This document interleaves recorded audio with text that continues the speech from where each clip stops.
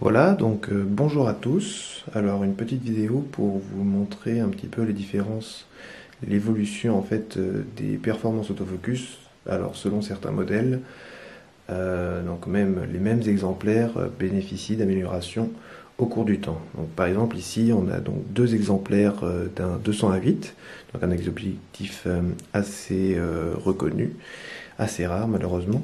Donc celui sur la gauche, c'est un modèle donc entre guillemets early model, donc c'est un modèle qui ne bénéficie pas des améliorations d'autofocus. Et celui-ci, c'est un modèle donc un late, donc un ancien parmi les derniers produits.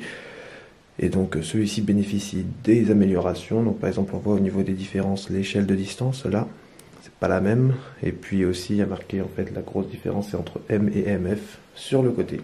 Donc là, les deux sont équipés chacun de leur 5D3, ce qui permet en fait de voir déjà que même avec le même boîtier, on retrouve déjà une petite amélioration. Alors, on va déjà les allumer. Je ne sais pas s'ils sont allumés. S'ils sont allumés, voilà.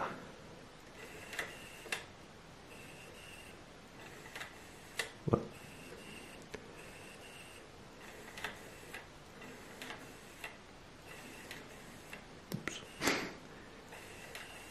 Voilà, donc on voit déjà très légère amélioration sur celui-ci par rapport à celui-ci.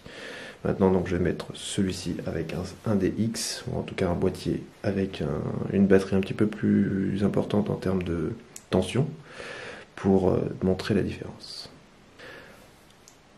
Donc voilà, alors maintenant en fait, la seule différence qu'il y a eu entre le premier test et le deuxième, c'est que celui-ci, donc celui de gauche, le modèle entre guillemets le modèle qui ne bénéficie pas des améliorations d'autofocus, donc celui-ci a été équipé d'un 1DX. Donc là on va voir.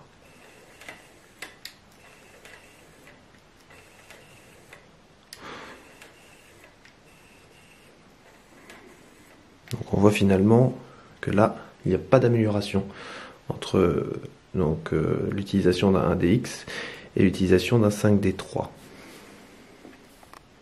Voilà, donc là maintenant pour conclure, pour voir la différence, donc j'ai équipé celui-ci donc du 5D3 et celui-ci des 1DX. Donc on va voir la différence, donc l'utilisation en fait d'une batterie. Celui-ci utilise une batterie de 11 volts, une batterie de 10,8 volts je crois, et celui-ci c'est une batterie de 7,4.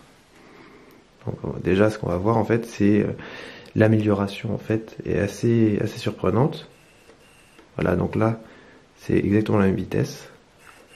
Et voilà. Alors que là,